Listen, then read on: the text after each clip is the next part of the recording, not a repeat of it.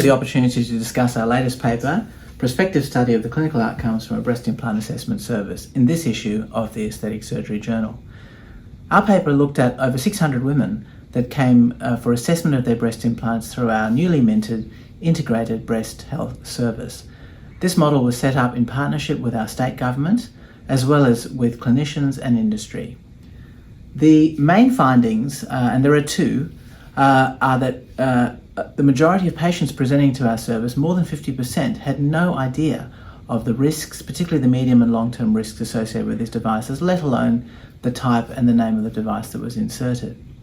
So we need to do better in terms of informing and educating our patients.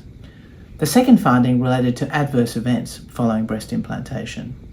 There was no difference when we looked at the rates of rupture and capsular contracture versus the training and certification of the doctors placing these implants, particularly for cosmetic breast augmentation.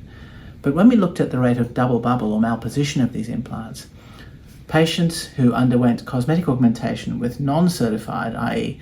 those that did not have the equivalent of board certification in plastic surgery, had twice the rate of this particular complication, indicating that training and certification actually matter in terms of outcomes.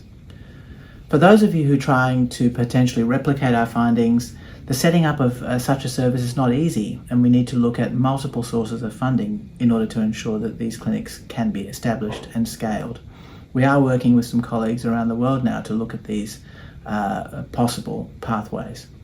And in terms of where to from here, well, I do think that this paper reinforces that certification, training, good practice, good surgical skills are essential to ensure that our patients have the best possible outcome following surgery. Thank you.